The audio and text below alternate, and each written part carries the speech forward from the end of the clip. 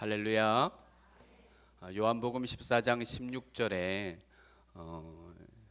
승천하시기 전에 예수님께서 제자들에게 약속하신 바가 있습니다. 이 요한복음만 특이하게 성령님을 보혜사라고 이야기를 하는데, 요한복음 14장 16절에 내가 아버지께 구하겠으니 그가 또 다른 보혜사를 너희에게 주사 영원토록 너희와 함께 있게 하려 함이니라 라고 예수님께서 보혜사 성령을 너희에게 보내어 주실 것을 약속하셨습니다. 이것이 보혜사라는 단어가 파라클레토스라는 헬라어 단어입니다. 이 파라클레토스라는 단어는 두 단어가 합성되어서 만들어진 단어입니다. 파라라는 이 장소를 나타내는 무언 옆에라는 의미가 있습니다. 파라라는 그 무언 옆에, 클레토스라는 말은 보내어졌다, 부르심을 받았다라는 그런 뜻이 있습니다. 그러니까 여러분, 이 파라클레토스, 보혜사라는 뜻을 직역하면 내 옆에 보냄을 받은 자, 내 옆에 계시는 자, 내 옆에 있는 자라는 뜻입니다. 여러분, 우리 옆 사람에게 한번 인사하겠습니다. 성령님이 당신과 함께 합니다. 시작. 그렇게 믿으시면 크게 한번 아멘. 네, 보혜사라는 말은 그런 뜻이 있어요. 성령님이 내 곁에 있습니다. 나와 함께 합니다. 창세기 40장 14절을 보면요, 요셉의 이야기가 창세기 40장에 기록이 되어 있습니다.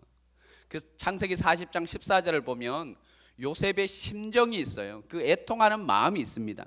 이 술 맡은 관원장에게 이렇게 이야기를 합니다. 술 맡은 관원장, 당신은 복직이 될 겁니다.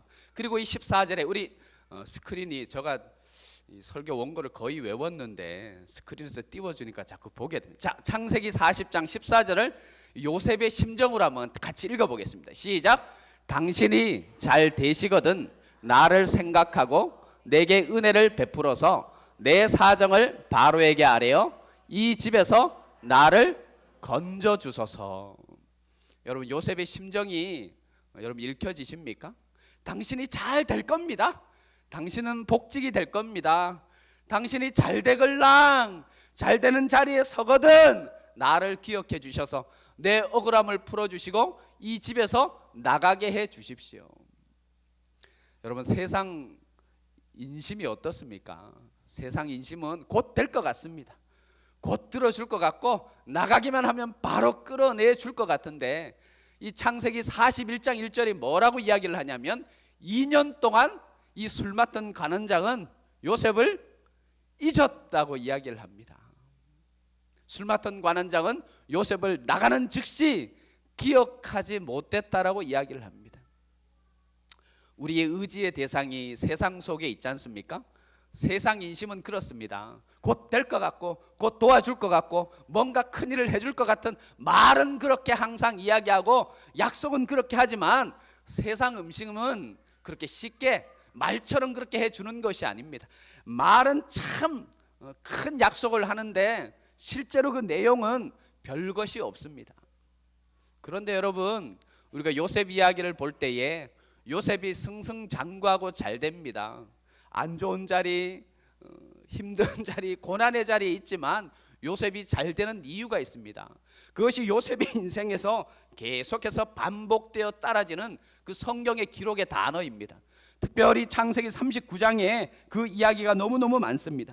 여호와께서, 창세기 39장 2절 말씀, 여호와께서 요셉과 함께 하심으로, 39장 21절 여호와께서 요셉과 함께 하시고, 39장 23절 말씀, 여호와께서 요셉과 함께 하심이라.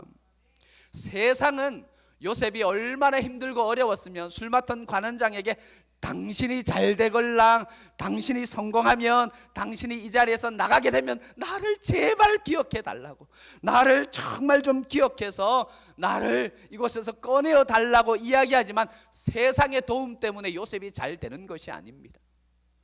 요셉이 잘 되는 것은 여호와 하나님, 파라클레토스, 내 옆에 계신 분, 나와 함께 하시는 분이 때를 따라 일마다 때마다 우리를 도와주시고 간섭해 주시고 인도해 주시고 만남의 축복 주셔서 여러분, 우리의 삶이 승리의 삶으로 이끌림을 받는 줄로 믿습니다.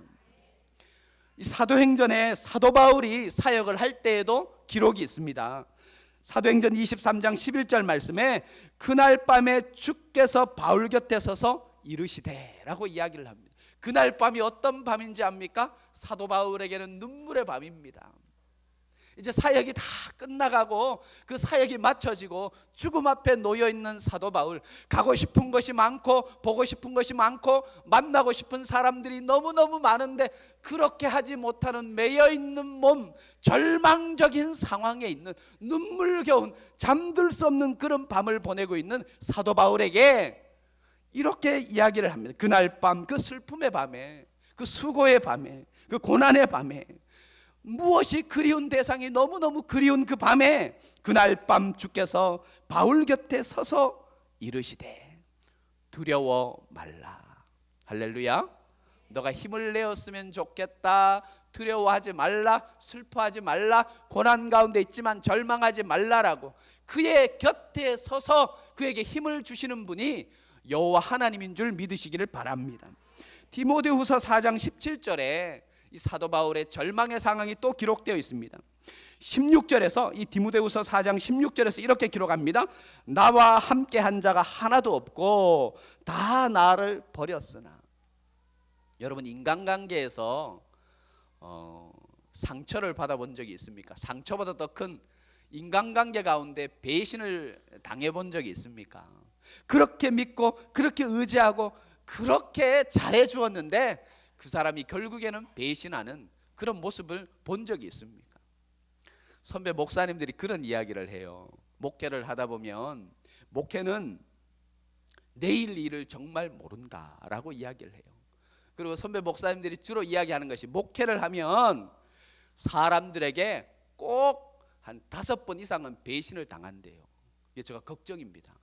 아직 한 번도 배신당해 본 기억이 없어서 걱정인데 그 말을 선배 목사님들이 한두 분이 하시는 것이 아니라 목회를 하다 보면 목회는 앞날이 어떻게 될지 정말 모르는 상황이다. 그리고 목회를 오래 하다 보면 사람들에게 그렇게 믿던 사람에게 배신을 당한다는 거예요.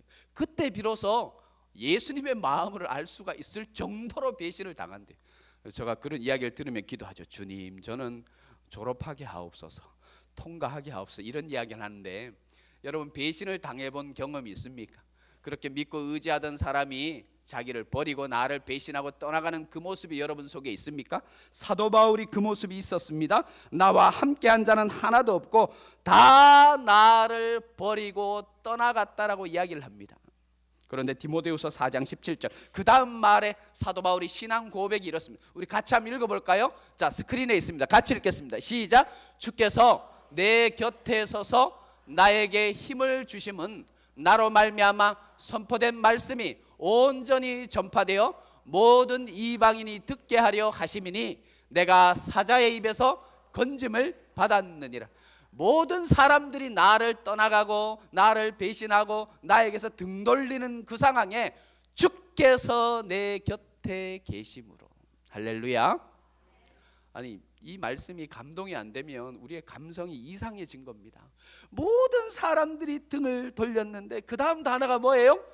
주께서 내 곁에 계심으로. 할렐루야.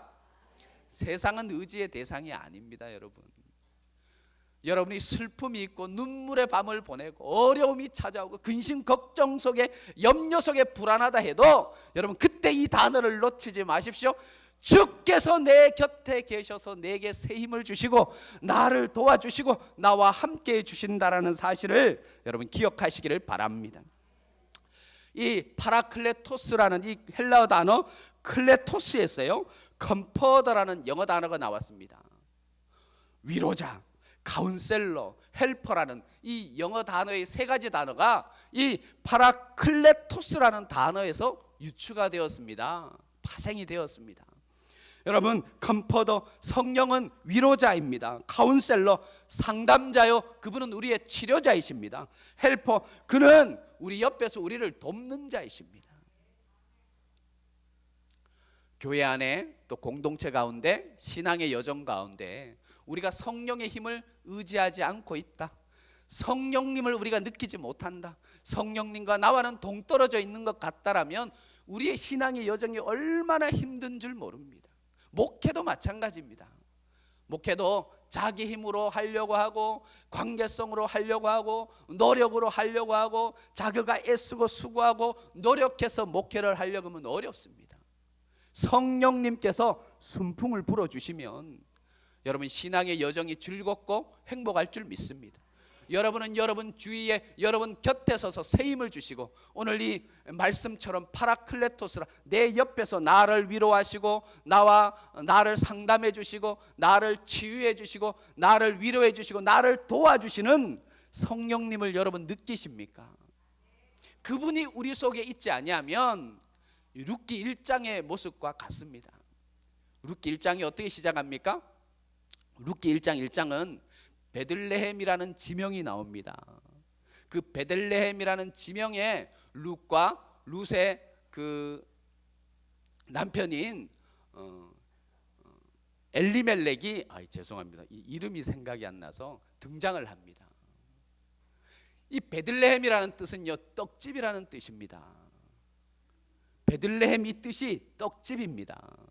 그런데 여러분, 이 룻기를 시작하면서 그 땅에, 이 베들레헴에 흉년이 들어서, 그러니까 흉년이 들었다는 말이 무슨 말입니까? 떡집에 떡이 없다는 겁니다. 교회는, 자, 룻기 1장 1절, 사사들이 치리하던 때에 그 땅에 흉년이 드니라. 유다 베들레헴의 한 사람이 그의 아내와 두 아들을 데리고 모압 지방에 가서 거류했다. 왜?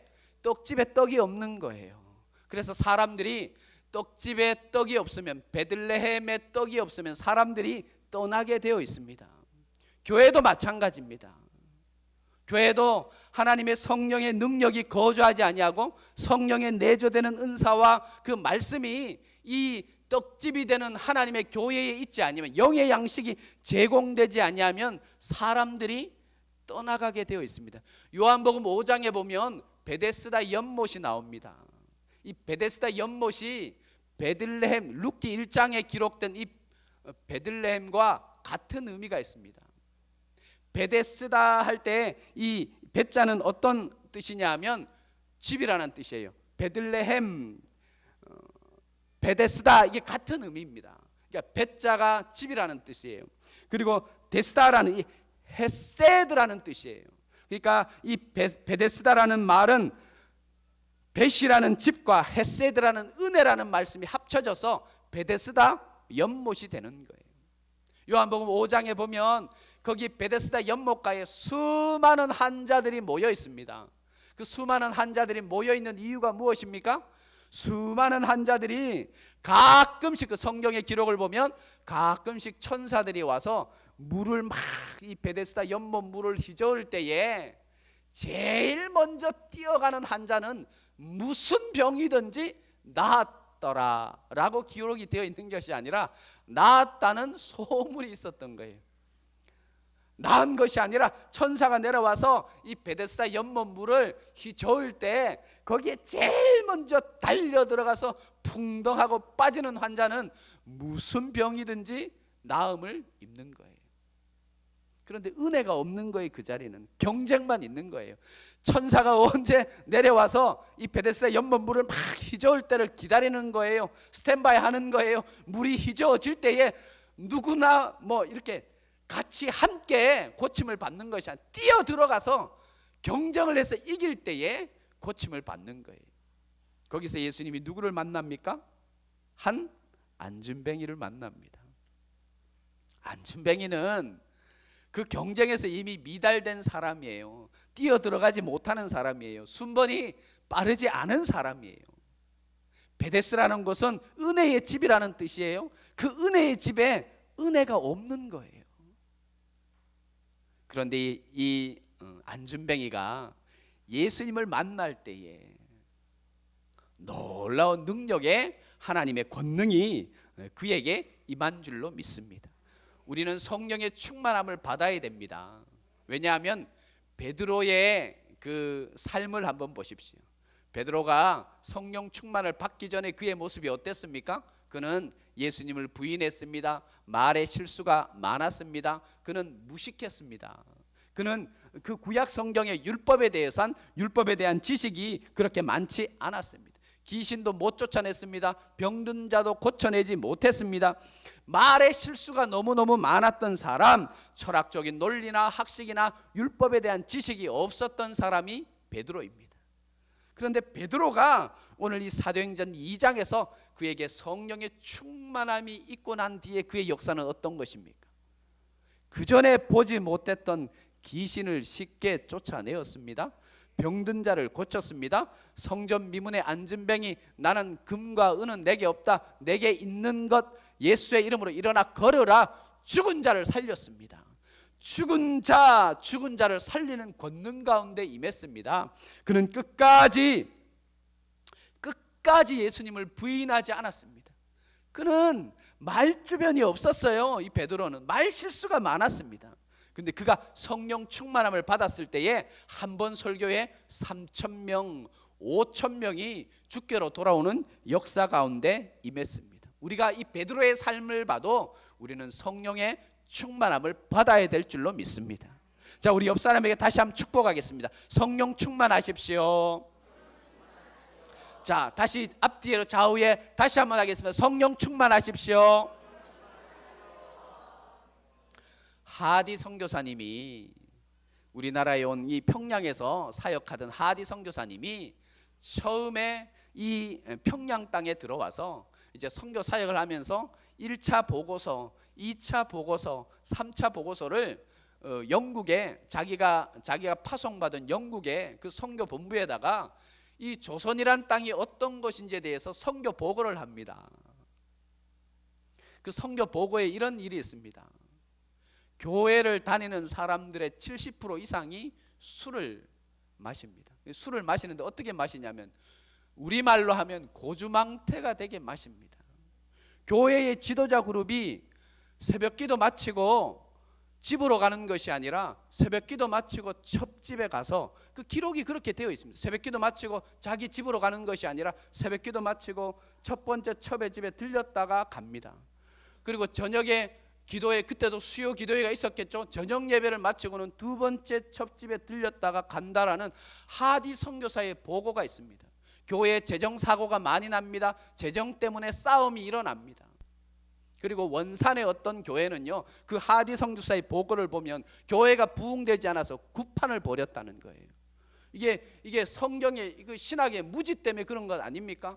아무리 노력하고 애쓰고 수고해도 안 되니까 굿쟁이를 불러다가 교회에서 굿을 했다는 거예요. 우리 교회 뭐 하라고?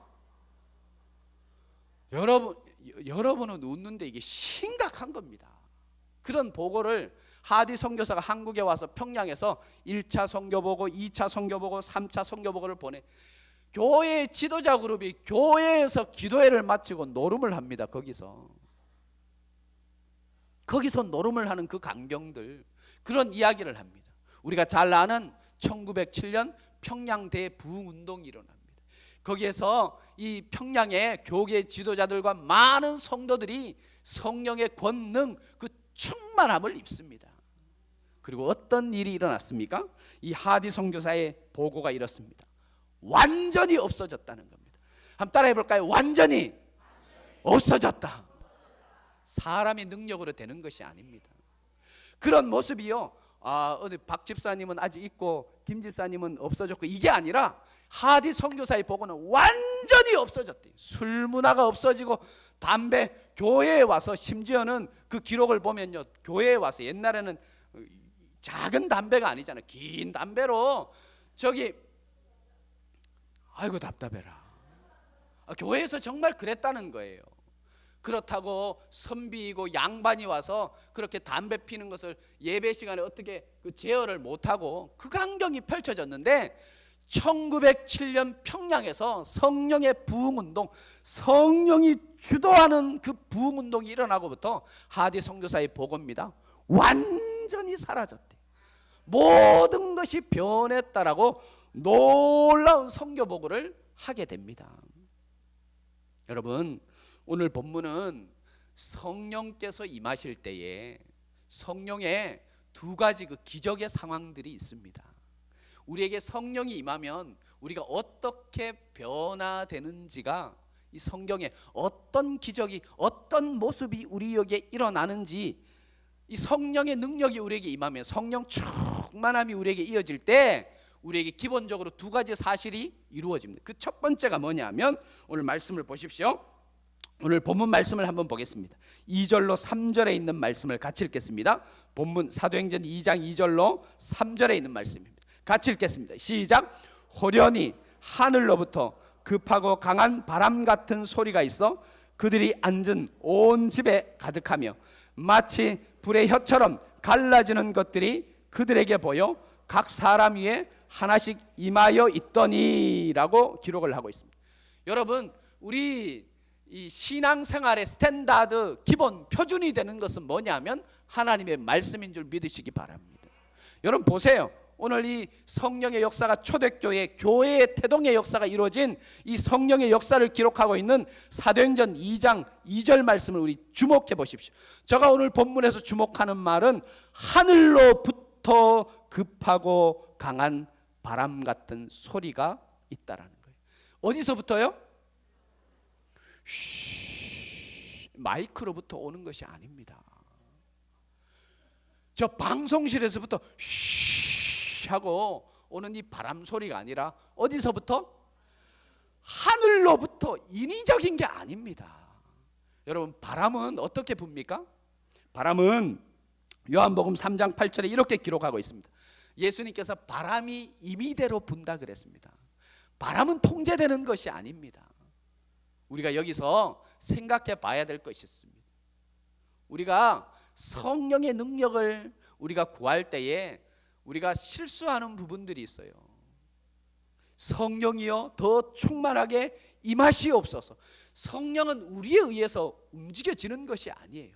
바람은 임의로 부는 거예요. 제가 수수께끼를 하나 내겠습니다. 엿장수가 1분에 가위질을 몇 번 할까요?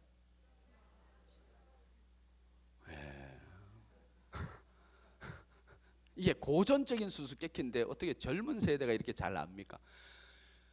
엿장수가 1분에 가위질을 몇 번 하느냐? 엿장수 마음대로 합니다. 성령님의 역사는요, 우리가 말에 실수가 있습니다. 이 맛이 없어서 더 그 실수입니다. 실수. 바람은 임의대로 부는 겁니다. 또 우리가 오해하는 것이 있습니다. 성령의 충만함은 어렵다라고 생각합니다. 성령의 충만함은 어려운 게 아닙니다. 그리고 나는 성령의 충만함을 받을 자격이 없다고 생각합니다. 여러분, 성령 충만은 자격이 있는 것이 아닙니다. 성령을 어떻게 줘요?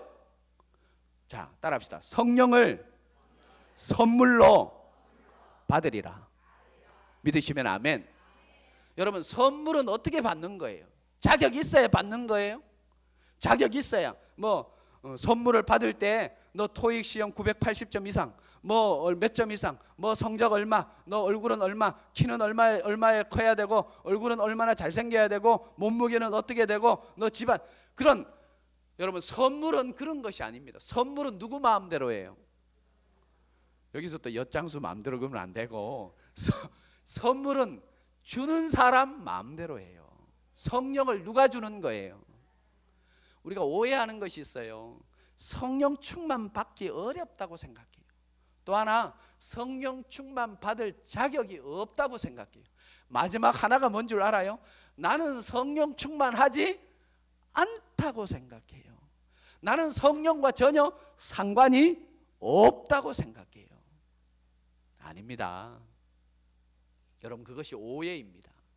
성령은 바람처럼 불처럼 우리에게 임하는데, 이 성령의 충만함이 우리 속에 있을 때, 오늘 이 본문에서는요, 성령 충만함이 우리에게 임할 때 여러 가지 변화, 여러 가지 모습들이 있지만 기본적으로 두 가지 오늘 말씀에서 우리가 묵상해 보겠습니다. 그 첫 번째는 성령의 충만함이 내 속에 임할 때는 우리 입술이, 한번 따라할까요? 우리의 입술이 성령에 의해서 통제됩니다. 그렇게 믿으시면 아멘. 자, 오늘 본문 말씀 4절을 한번 보겠습니다. 자, 3절로 4절입니다. 본문 3절로 4절을 다시 한번 읽겠습니다. 시작. 마치 불의 혀처럼 갈라지는 것들이 그들에게 보여 각 사람 위에 하나씩 임하여 있더니 4절 그들이 다 성령의 충만함을 받고 그 다음 뭐예요? 성령이 말하게 하심을 따라 다른 언어들로 말하기를 어떻게 하니라? 성령이 말하게 하심을 따라라고 성경은 기록하고 있습니다. 여러분 우리가 방언을 할 때 조심해야 됩니다. 방언은 우리 생각 속에서 나오면 안 됩니다. 성령이 말하게 하심을 따라 말을 하는 것이 방언입니다. 특히나 성령의 충만함이 내 속에 있을 때 우리에게 첫 번째로 나오는 현상이 뭐냐면 우리의 입술이 성령님에 의해서 통제됩니다. 여러분 쿠데타가 일어나잖아요. 다른 군대가 지금 정권을 잡고 있는 그 정권을 무력으로 쿠데타를 일으켜요. 그래서 정권을 잡습니다. 그러면 이 새 정부, 이 군대 집단이 가장 먼저 통제하는 것이 어딘지 아세요? 방송국과 언론기관을 가장 먼저 통제합니다. 분명한 것은 이것입니다. 내가 성령 충만하다 함부로 말하고 막말하고 생각 없이 말하고 말로 상처 주고 남을 정죄하고 판단하고 이간하고 비판하고 거짓말하고 남에게 상처 주는 말을 끊임없이 하는 그런 사람은 성령의 충만함을 받은 사람이 아니에요. 오늘 성경 말씀에 보면 성령 충만함을 받았을 때 가장 먼저 일어나는 일이 뭐라고요? 성령님에 의해서 다시 한번 따라해 봅시다. 성령님에 의해서 우리의 입술이 통제됩니다. 화내고 싶죠. 짜증내고 싶고 말로서 상처 주고 싶고 육두문자를 막 쓰고 싶기도 하고 막 말로 한번 붙어보고 싶기도 하고 그런데 성령 충만한 사람은 말을 함부로 하지 않습니다. 할렐루야. 우리 옆 사람에게 이렇게 한번 축복하겠습니다. 성령 충만한 사람은 말을 함부로 하지 않습니다. 시작. 여기 가까운 그 부모님들의 은사가 그 학생들이 그러잖아요. 부모님들의 은사가 있다고. 저렇게 좋은 말을 어떻게 이렇게 기분 나쁘게 하는 은사가 있냐고. 우리 자녀에게 그 좋은 말, 자녀를 위하는 말, 자녀를 향하는 말, 자녀를 케어하는 말인데 부모들에게 한 가지 은사가 있는데 그 은사가 뭐냐면 그 좋은 말을 자녀들의 기분을 완전히 잡치게 하는 그런 언어로 표현한다는 거예요. 아주 가까운 데 있는 아주 이렇게 부잣집의 아드님이 이런 이야기를 합니다. 어릴 때부터 이런 이야기를 들었대요. 제가 이건 직접 들은 이야기입니다. 여러분 요즘 가정의 달이지 않습니까? 가정의 달에 이슈가 되고 있는 것은 가정폭력 아닙니까? 때리는 것만 폭력이 아닙니다. 이 아들이 어릴 때부터 아버지에게 이 두 마디 말을 너무너무 많이 들은 거예요. 지 앞가름도 못하는 새끼. 죄송합니다. 몇 분이 지금 당황하시는 게 담임 목사님이 새끼라는 말을 너무 자연스럽게 지 앞가름도 못하는 새끼. 너는 태어나지 말았어야 돼. 여러분 별로 감흥이 없으시죠? 이 아이는요 그 언어 폭력이 차라리 몇 대 때리면 낫지. 어릴 때부터 이 앞가름도 못하는 새끼. 태어나지 말았어야 돼서 너는. 그 다음 말이 뭔지 아세요? 네 누나 반이라도 따라가라고. 너 누나 반이라도 따라가라 그 말의 피해자는 접니다. 저는 어릴 때 저 이름을 별로 이렇게 선생님들에게 담임 선생님 외에는 별로 못 들어봤어요. 네가 영희 동생이가? 네가 영주의 동생이가? 그 다음 말이 뭔지 아세요? 네 형이 얼마나 공부를 잘했는지 아나? 네 누나 임마 공부를 얼마나 잘한 줄 아나? 그러면 보십시오. 우리 누나가 잘 되는지 내가 잘 되는지. 이거는 그냥 농담이고요. 그 말에 정말 저는 어릴 때 저 이름이 별로 없었어요. 저 선생님인데 제가 또 고집이 있어. 그러면 저는 영달인데요. 뭐 공부도 못하는 게 누나 반만 따라가 봐라. 너 형 반만 따라가 봐라. 그때부터 제가 눌렸을까요? 폈을까요? 안 눌렸어요. 저는 그때부터 당찬 게 있어서 저 마음속에 이런 게 있었어요. 누나는 누나고 나는 나고 형은 형이고 나는 나지. 때가 되니까요 머리가 다 트일 때가 있어요. 별로 못 느끼나 보네. 때가 되니까 머리가 트일 때가 있고 공부를 할 때가 있더라는 거예요. 여러분, 가정에서 우리 어머님들 언어폭력 삼가하세요. 특별히 상처를 가장 많이 받는 부류가 어딘 줄 아세요? 내 가장 가까운 데 있는 사람에게 상처를 가장 많이 받습니다. 아내 되시는 여러분, 누구에게 상처를 가장 많이 받을까요? 우리 흥해교회는 그렇지 않나 봐요. 남편이 말하는 그 언어 있잖아요, 언어. 우리 자녀들이 가장 많은 상처를 누구에게 받을까요? 부모에게 받습니다. 그럼 여기서 이제 질문입니다. 성도가 상처를 누구에게 가장 많이 받을까요? 그렇죠. 맞습니다. 집사님 맞습니다. 아마 모두가 다 대답하고 싶었는데 집사님 대표로 맞습니다. 성령님에 의해서 목회자가 입술이 통제되지 아니하면, 장로님의 입술이 성령님에 의해서 통제되지 아니하면, 우리 모든 성도님들이, 구역장이, 권찰들이, 권사님들이 입술이, 교회학교 선생님들의 입술이 성령님에 의해서 통제되지 아니하면 목회자를 통해서 가장 많은 상처가 흘러갑니다. 이거는 분명한 사실입니다. 저를 위해 기도할 때 어떻게 기도해야 된다고요? 이렇게 기도해 주십시오. 성령의 능력으로 목회하게 하십시오. 할렐루야. 다른 게 아니에요. 한번 따라합시다. 성령의 능력으로 목회하게 하십시오. 두 번째, 담임 목사라서 기도 제목이 두 가지예요. 첫 번째는 성령의 능력으로 목회하게 하시고 예수의 사랑으로 섬기게 해주십시오. 그 사랑이 인위적인 사랑, 그 겉과 속이 다른 사랑, 보이기 위한 사랑, 이벤트형 사랑, 그런 사랑이 아니라 예수의 사랑, 이 마음 속에서부터 우러나오는 그 예수의 사랑으로 모든 성도들을, 우리 목사님은 두 가지 성령의 능력으로 목회하게 하시고 예수의 사랑으로 섬기게 해달라고.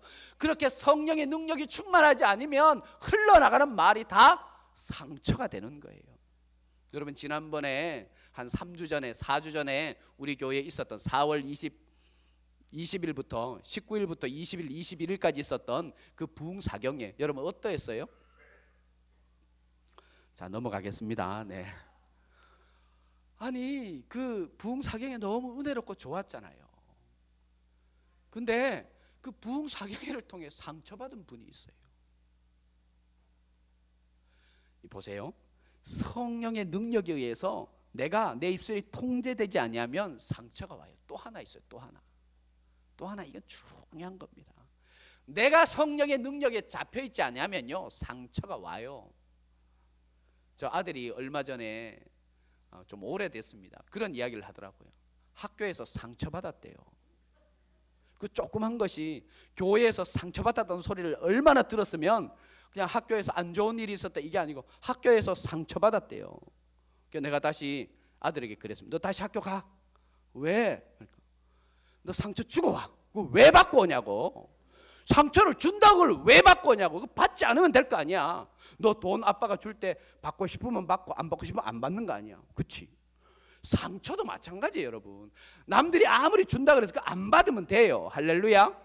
우리 흥해교회 성도님들은 상처가 막 여기저기서 불나살이 막 다가와도 반사, 한번 따라해 봅시다. 반사. 그런 능력이 있어야 돼요. 상처를 준다고 받으면 안 돼요. 내가 정말 호통을 쳐. 너 빨리 학교 가서 그 상처 준 애인데 다시 상처 주고 오라고. 그 왜 상처를 주냐고. 주는데 왜 받아요? 성령의 능력이 우리에게 임하면 첫 번째 일어나는 현상이 뭐라고요? 성령님에 의해서 우리의 입술이 통제된다는 사실이에요. 에베소서 4장 29절 말씀이 이렇게 기록합니다. 무릇 더러운 말은 너희 입 밖에도 내지 말고 오직 덕을 세우는데 소용되는 대로 선한 말을 하여 듣는 자에게 은혜를 끼치게 하라. 할렐루야. 은혜를, 무릇 더러운 말은 너희 입 피밖에도 내지 말고 오직 덕을 세우는데 소용되는 선한 말을 하여 듣는 자에게 은혜를 끼치게 하라. 30절에 이렇게 기록합니다. 하나님의 성령을 근심되게 하지 말라. 여러분, 우리가 성령님에 의해서 우리가 입술을 통제받지 않으면요, 우리 혈기와 온갖 거짓말과 각색하는 것과 온갖 추한 것과 비판과 판단과 정죄와 이간과 여러 가지 일들이 우리 입술을 통해서 나아갑니다. 야고보서 3장이 뭐라고 이야기합니까? 말에게 재갈을 물리는 것은 그 몸을 순종케 하려고 말 입에다가 재갈을 물린대요. 그러니까 우리의 입술이 하나님 앞에 순종하기 위해서 첫 번째 해야 되는 것은 우리의 입술이 하나님으로부터 통제를 받아야 될 줄로 믿습니다. 또 하나 오늘 본문에서 우리가 살펴야 되는 것은, 자, 오늘 4절 말씀을 다시 한번 보겠습니다. 4절 말씀입니다. 시작. 그들이 다 성령의 충만함을 받고 성령이 말라게 하심을 따라 다른 언어들로 말라기를 시작하니라. 자, 5절부터 오늘 본문은 아니지만 제가 읽어드리겠습니다. 그때 경건한 유대인들이 천하 각국으로부터 와서 예루살렘에 머물러 있더니 이 소리가 나며 큰 무리가 모여 각각 자기의 방언으로 제자들이 말하는 것을 듣고 소동하여, 자, 7절, 다 놀라 신기하게 여겨 이르되 보라, 이 말하는 사람들이 다 갈릴리 사람이 아니냐? 우리 각 사람이 난곳 방언으로 듣게 되는 것이 어찌 됨이냐? 거기 모였던 사람들의 그 지방 문화권, 언어권에 이제 9절부터 11절까지 나옵니다. 우리는 바데인과 메데인과 엘림인과 또 메사포다미아, 유대와 갑바도기아와 본도와 아시아, 부르기아와 밤빌리와 애굽과 및 구레네에서 가까운 리비아 여러 지방에 사는 사람들과 로마로부터 온 나그네 곧 유대인과 유대교에 들어온 사람들과 그레데인과 아라비아인들이라 라고 기록이 되어 있습니다. 여러분, 거기서 모인 사람들의 종류가 각각 다르다는 거예요. 성령이 우리에게 임하면 한번 따라하겠습니다. 하나 됩니다. 크게 한번 따라할까요? 하나 됩니다. 성령 충만하면 뭐가 된다고요? 하나 됩니다. 성령의 능력은 하나예요. 성령 충만 받았다고 혼자 나 막 큰 권능을 받았다고 이상한 그런 모습으로 거하는 것은 그건 성령 충만이 아닙니다. 성령 충만함을 받으면 하나 됩니다. 하나. 여기서 보세요. 하나 되는 것이, 하나 되는 것과 핵이라되는 것은 다른 겁니다.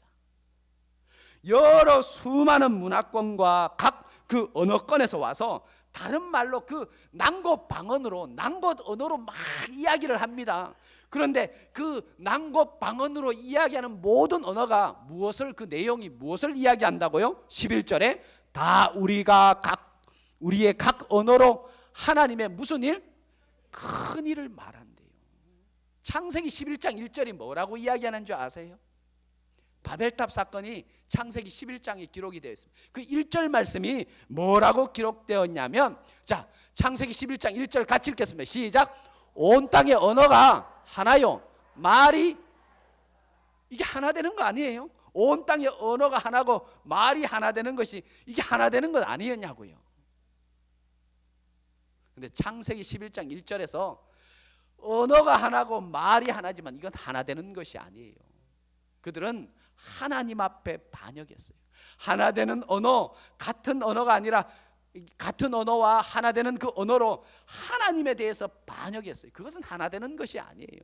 진짜 하나는 어떤 것이냐면 각기 다 다른 난곳 방언으로 이야기를 합니다. 그 문화권에서 이야기를 합니다. 그러나 그 내용은 하나님의 큰 일을 말하고 있습니다. 이것이 하나 되는 거예요. 교회에는 획일적인 것이 아닙니다. 획일적인 것, 침묵 기도가 기도지 왜 통성으로 기도하냐고. 목회자가, 우리 교회는 아직 그런 일이 없는데 목회자가 가장 심각하게 고민하는 게 뭐냐면 항상 그런 교회마다 그런 것이 있어요. 아, 왜 새벽 기도 나와서 저렇게 큰 소리로 부르짖냐고. 그래서 큰 소리로 기도하는 거기 가서 쿡쿡 찌른대요. 좀 작게 하라고 쿡쿡 찌릅니다.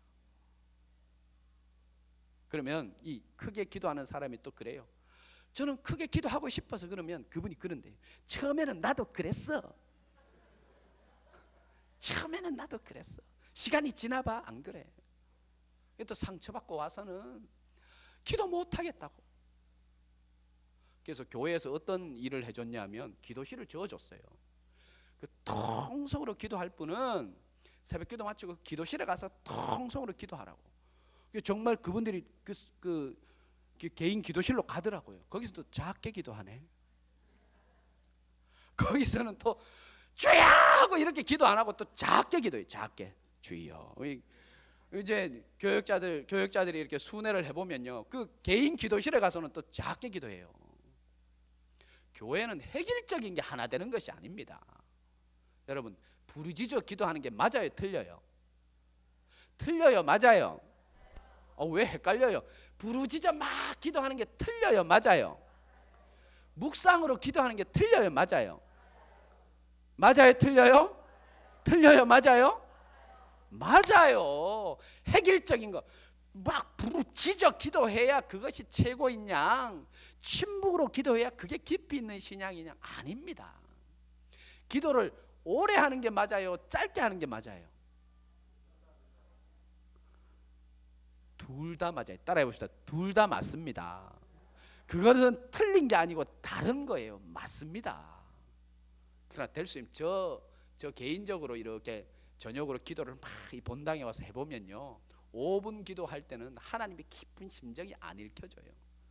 1시간 이상 침묵하고 기도하고 부르짖고 찬송하고 이럴 때 하나님의 마음과 접촉이 되는 거지.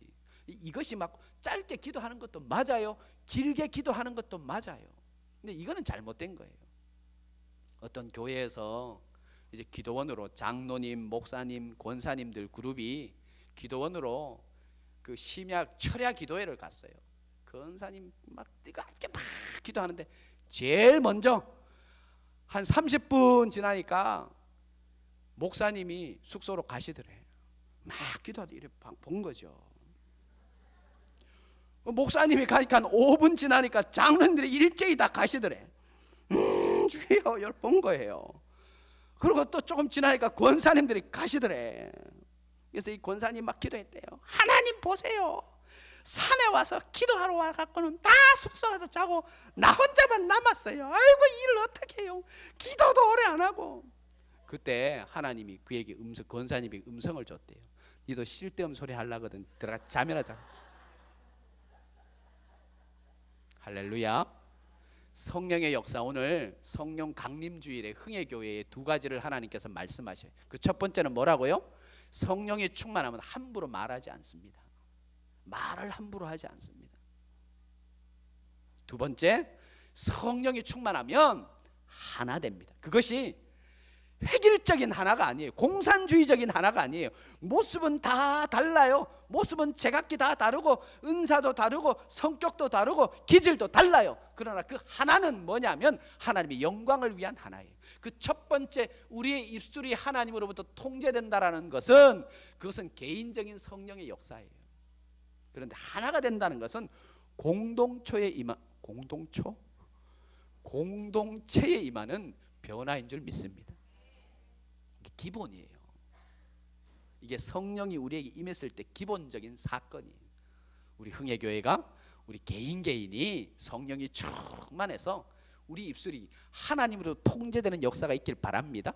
그래서 사랑하는 남편에게, 사랑하는 아내에게, 사랑하는 자녀에게, 사랑하는 성도에게, 지체에게, 교우에게, 공동체 안에 통제되는 언어, 격려와 칭찬과 축복과 믿음의 말과 은혜의 말과 사랑의 말이 충만한 흥해교회 될 줄로 믿습니다.